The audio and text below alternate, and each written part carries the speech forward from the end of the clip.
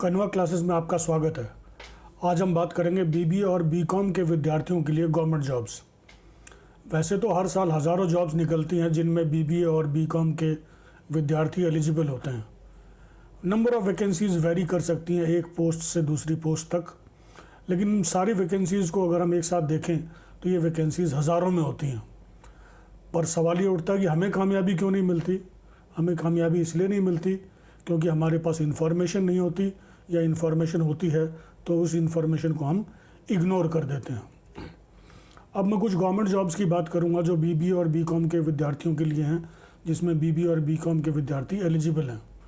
State Bank of India में probationary officer SBI PO, State Bank of India में clerk SBI clerk, Institute of Banking Personnel Selection IBPS में PO. State Bank अपने probationary officer और clerks के लिए अलग से भर्ती निकालता है, लेकिन बाकी सारे सरकारी बैंक मिल करके इकट्ठी भर्तियां निकालते हैं। इसलिए आईबीपीएस पीओ में और आईबीपीएस क्लर्क में बहुत सारी वैकेंसीज एक साथ निकलती हैं। एसबीआई पीओ और एसबीआई क्लर्क में इतनी वैकेंसीज नहीं होती हैं। तो ये वैकेंसीज निकलती हैं जो कि बैंकिंग सेक्टर से रिलेटेड हैं, इनमें आप अप्लाई कर सकते हैं। इसके अलावा रीजनल रूरल बैंक में पीओ और रीजनल रूरल बैंक में क्लर्क, ये वैकेंसीज भी निकलती हैं समय समय पर। स्टाफ सिलेक्शन कमीशन की सीजीएल निकलती है, कंबाइंड ग्रेजुएट लेवल एग्ज़ाम, इसमें भी आप एलिजिबल हैं। स्टाफ सिलेक्शन कमीशन का सीएचएसएल निकलता है जिसमें क्लरिकल और अदर वैकेंसीज होती हैं, इसमें भी आप एलिजिबल हैं।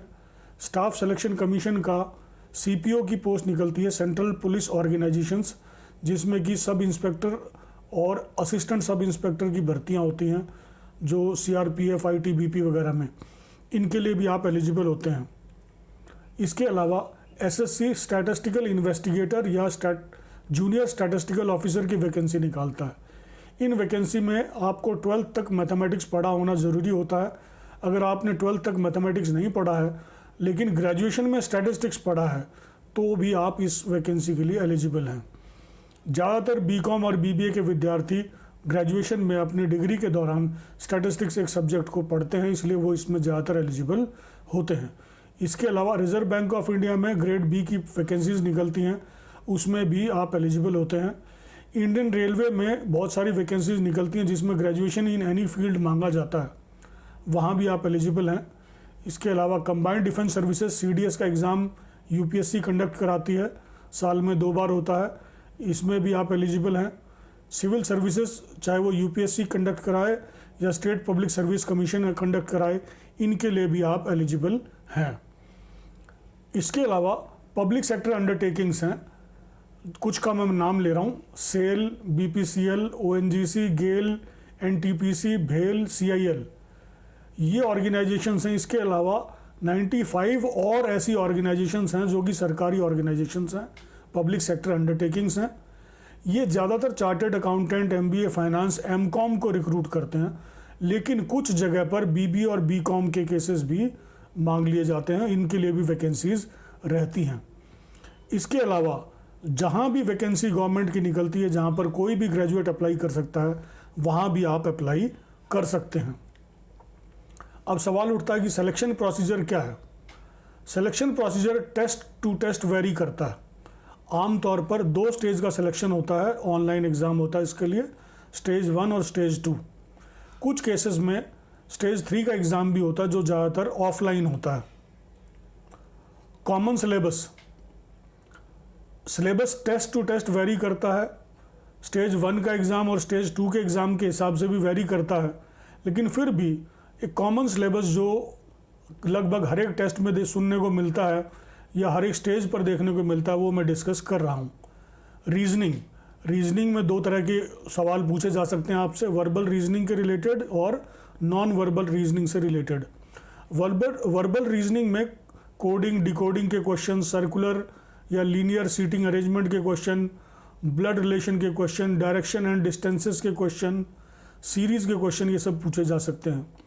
नॉन वर्बल रीजनिंग में non verbal analogy, mirror and water images, count number of squares और triangles in an image, pattern combination, paper folding etcetera, इस तरह के सवाल आपसे पूछे जा सकते हैं।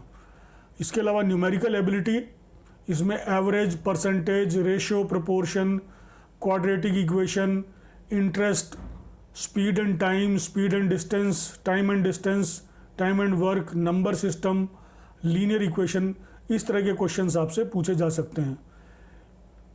तीसरा सेक्शन होता है इंग्लिश लैंग्वेज, जिसमें reading comprehension, grammar, vocabulary, error finding in sentence, finding correct sequence of sentence, इस तरह के क्वेश्चन आपसे पूछे जाते हैं। इसके अलावा कुछ टेस्ट में जनरल अवेयरनेस भी रहता है, जिसमें economy, history, geography, constitution, sports, biology, chemistry, physics, recent developments, important days, इस तरह के क्वेश्चंस आपसे पूछे जा सकते हैं। इन क्वेश्चंस का डिफ़िकल्टी लेवल पोस्ट से पोस्ट पर वेरी करता है। जैसे कि आपने क्लरिकल पोस्ट के लिए अप्लाई किया है तो थोड़े कम डिफ़िकल्ट क्वेश्चन पूछे जाते हैं, आपने पीओ की पोस्ट के लिए अप्लाई किया है तो थोड़े ज़्यादा मुश्किल सवाल आपसे पूछे जा सकते हैं। अगर आप ऊपर बताए गए एरियाज़ में से कुछ एक दो एरिया में वीक हैं तो इसे चिंता ना करें, क्योंकि हर कोई व्यक्ति हर एरिया का एक्सपर्ट नहीं होता। ज़्यादातर एग्ज़ाम लिखने वाले स्टूडेंट भी किसी न किसी एरिया में वीक होंगे और उनका टेस्ट भी वैसा ही जाएगा जैसा कि आपका जाएगा। लेकिन अगर आप एक से ज़्यादा एरियाज़ में, बहुत सारे एरियाज़ में वीक हैं तो आप कोचिंग के बारे में भी विचार कर सकते हैं। मैंने आपको 15 एरिया बताए जहाँ पर थाउजेंड्स ऑफ वैकेंसीज़ निकलती हैं एवरी ईयर, हर साल, इसलिए जॉब्स की तो कोई कमी नहीं है। और आपको उन हज़ारों वैकेंसीज़ में से सिर्फ एक जॉब चाहिए। आप हज़ारों पर काम तो नहीं करेंगे, आपको तो सिर्फ एक जॉब चाहिए। आपको करना क्या है कि आपको ये आइडेंटिफाई करना है कौन सी जॉब आपको सूट करती है और उसके लिए तैयारी में जुट जाना है। अपना गोल निर्धारित कीजिए और उस पर फोकस्ड रहिए। ग्रेजुएशन ख़त्म करके तैयारी कर लूँगा, इसका इंतज़ार करने की ज़रूरत नहीं है, क्योंकि अच्छा काम शुरू करने के लिए उपयुक्त समय यही है, आज का ही है। ये बात मान के चलिए कि कामयाबी के लिए कोई शॉर्टकट नहीं होते और मेहनत का कोई सब्स्टिट्यूट नहीं होता। अच्छी किताबें उठाइए सिलेबस के अकॉर्डिंग और उनको पढ़ना शुरू कीजिए। ऐसी गलती ना करें कि एक किताब खरीद लें जिसमें रीजनिंग भी हो, न्यूमेरिकल एबिलिटी भी हो, इंग्लिश भी हो। ऐसी कॉमन बुक जो सब कुछ कवर करती हो, ऐसी किताब ना खरीदें। हर फील्ड के लिए अलग अलग बुक खरीदें। एक टाइम टेबल बनाएं और रोज़ 1.5 से 2 घंटा आप अपने कॉम्पिटिटिव एग्ज़ाम की तैयारी के लिए डिवोट करें। इसके अलावा एक अच्छा इंग्लिश न्यूज़पेपर आप रोज़ पढ़ें, 1.5 से 2 घंटा उस पर भी डिवोट करें। जो एजेंसीज़ मैंने आपको बताई जो एग्ज़ाम कंडक्ट कराती हैं, उनकी वेबसाइट्स पर जाइए और चेक कीजिए कि एलिजिबिलिटी क्या है किसी टेस्ट की, एज क्या चाहिए, सिलेबस क्या है, सिलेक्शन क्राइटेरिया क्या है, टेस्ट सेंटर क्या है। और उन वेबसाइट्स को समय समय पर आप विज़िट करते रहिए ताकि आपको पता लग सके कि कहाँ कहाँ पर और नई ओपनिंग्स हैं, नई नई जॉब्स हैं। अगर आपको ये वीडियो यूज़फुल लगा तो लाइक कीजिए, ज़्यादा से ज़्यादा लोगों के साथ शेयर कीजिए, कमेंट कीजिए और चैनल को सब्सक्राइब कीजिए। धन्यवाद।